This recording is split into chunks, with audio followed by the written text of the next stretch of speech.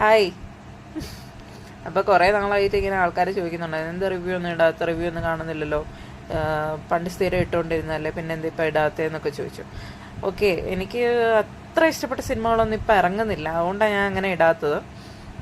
ഞാൻ എല്ലാ സിനിമകളും ഓൾമോസ്റ്റ് OTT ചെയ്താണെങ്കിലും അല്ലെങ്കിൽ തിയേറ്ററിലാണെങ്കിലും പോയി കാണാറുണ്ട്. എന്നാലും എനിക്ക് അത്ര ഇഷ്ടപ്പെട്ട പടങ്ങളൊക്കെ അങ്ങനെ ആയിട്ടില്ല ഒന്നും, അതുകൊണ്ടായിരുന്നു ഇടാതിരുന്നത്. ഓക്കെ, അപ്പോൾ കഴിഞ്ഞ ദിവസം ഞാൻ ആലപ്പുഴ ജിംഖാന പോയി കണ്ടായിരുന്നു. എനിക്ക് പൊതുവെ ഈ ഇടിപ്പടങ്ങളൊക്കെ കുറച്ച് വീക്ക്നെസ്സാണ്, അതുകൊണ്ടാണ് ഞാൻ പോയി കണ്ടത്. അതിൻ്റെ കാസ്റ്റാണ് എന്നെ കാണാനായിട്ട് പ്രേരിപ്പിച്ചത്. അതായത് അതിൻ്റെ അകത്ത് ഉള്ള ആൾക്കാരെയൊക്കെ കണ്ടപ്പോഴാണ് എനിക്ക് പോകാനായിട്ടുള്ള പിന്നെ ഒരു ക്യൂരിയോസിറ്റി തോന്നി. കാരണം ജിംഖാന എന്നൊക്കെ പറയുമ്പോൾ നമുക്കൊരു എന്തായിരിക്കും ജിംഖാന, ബോക്സിങ്, ഇതൊക്കെ ബന്ധപ്പെട്ട് എന്തായിരിക്കും അതിൻ്റെ അകത്ത് ഉള്ളതെന്ന് അറിയാൻ ഒരു ക്യൂരിയോസിറ്റി വന്നു. അതുകൊണ്ടാണ് ഞാൻ പോയി കണ്ടത്.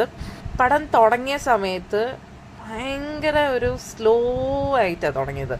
അതായത് ഒട്ടും അങ്ങോട്ട് ടൈമിങ് ശരിയാവുന്നില്ല, അവർ പറയുന്ന ഡയലോഗ് അങ്ങോട്ട് വർക്കൗട്ട് ആവുന്നില്ല. ഞാൻ വിചാരിച്ചു, അയ്യോ പോയി, ഈ സിനിമയും പ്രതീക്ഷ പോലെ ആയിരിക്കില്ല എന്ന് വിചാരിച്ചു. പക്ഷെ ഇവർ ഓടുന്ന ഒരു സീനുണ്ട്, അത് ഏത് സീനാണെന്ന് നിങ്ങൾക്ക് സിനിമ കാണുമ്പോൾ മനസ്സിലാവും. അവർ ആ ഓടുന്ന സീൻ തൊട്ടാണ് ആക്ച്വലി ഈ സിനിമ ആ ഒരു പേസിങ്ങും ആ ഒരു ടൈമിങ്ങും ഒക്കെ ശരിയാവുന്നത്. അപ്പോൾ തൊട്ടാണ് ഇൻട്രസ്റ്റിംഗ് ആയിട്ട് തോന്നുന്നത്. ആ ഓടുന്ന ഉൾപ്പെടെ പിന്നെയുള്ള സീനുകളെല്ലാം നല്ല ഇൻട്രസ്റ്റിംഗാണ്. സാധാരണ ഈ മാർഷൽ ആർട്സ് അല്ലെങ്കിൽ ബോക്സിങ്, റെസ്ലിംഗ് അങ്ങനത്തെ ടോപ്പിക്സ് ഒക്കെ ചൂസ് ചെയ്യുമ്പം ഒരു സിനിമ ആക്കി എടുക്കുക എന്ന് പറഞ്ഞാൽ അത്ര ഈസി അല്ല. ബിക്കോസ് അവർ എന്താ പറയുക, ഈ ടോപ്പിക്കിൽ നിന്ന് അധികം അങ്ങോട്ട് മാറാതെ അതിൽ തന്നെ സ്റ്റിക്ക് ഓൺ ചെയ്തിട്ട് അങ്ങനെ ഡെവലപ്പ് ചെയ്യാൻ കുറച്ച് പാടാണ്. കാരണം അത് ഇൻട്രസ്റ്റിംഗ് ആക്കി എടുക്കുക എന്ന് പറഞ്ഞാൽ അത്ര എളുപ്പമല്ല. പക്ഷെ ആ ഒരു കാര്യത്തിൽ ആലപ്പുഴ ജിംഖാന വിജയിച്ചു എന്ന് തന്നെ പറയാം. കാരണം എന്താ വെച്ചാൽ സിനിമ തുടങ്ങിയ ആ ഒരു സമയത്ത് വെറുതെ കളിച്ച് ചിരിച്ച് അങ്ങോട്ടും ഇങ്ങോട്ടും ചാടി ഓടി നടന്ന ഒരു കൊച്ചുണ്ടായിരുന്നു എൻ്റെ മുമ്പിലിരിക്കുന്ന ഒരു ചെറിയൊരു കൊച്ച്, ഒരു പെൺകൊച്ച്. അവൾ ലാസ്റ്റൊക്കെ ആയപ്പോഴത്തേക്കും ആ സിനിമയിൽ കാണിക്കുന്ന പോലെ ബോക്സിംഗ് ഒക്കെ ചെയ്യാൻ തുടങ്ങി. അവിടെ ഇരുന്നിട്ട് കുറേ നേരം ബോക്സിംഗ് ഒക്കെ ചെയ്യുന്നുണ്ടായിരുന്നു.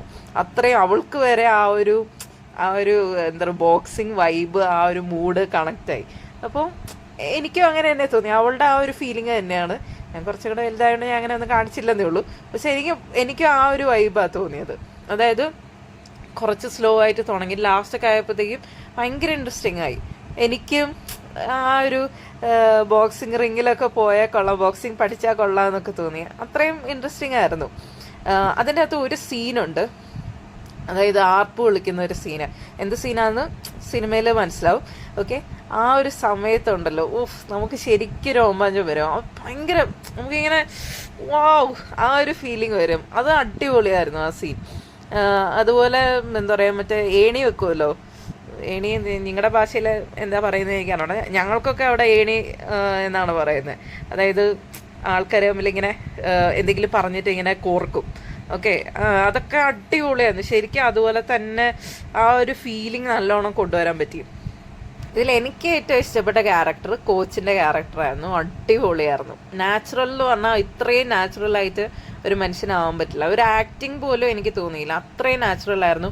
അങ്ങനത്തെ ഒരാളെ എന്തായാലും നമ്മൾ കണ്ടിട്ടുണ്ടാവും നമ്മുടെ ലൈഫിൽ. കറക്റ്റ് അതുപോലെ തന്നെയായിരുന്നു. എല്ലാ ഗ്യാങ്ങിലും കാണും ഒരു മോട്ടിവേറ്റർ ചങ്ക്.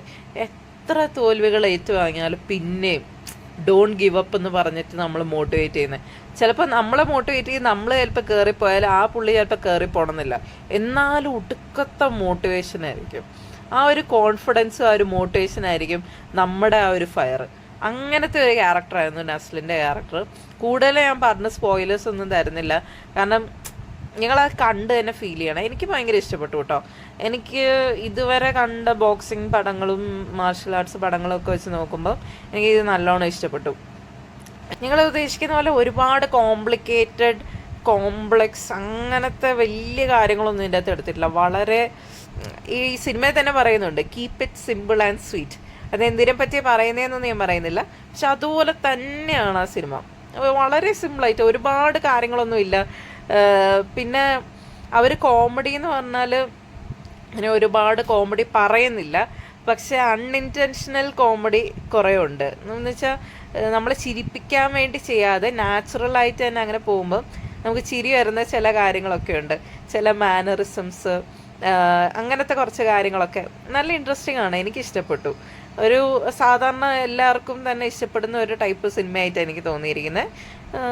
Theatre watch, yes. OTT എനിക്കറിയില്ല അത്രയും നിങ്ങൾക്ക് ഇഷ്ടപ്പെടുമെന്ന്. തിയേറ്ററിൽ പോയി കാണുന്നതായിരിക്കും നല്ലത്.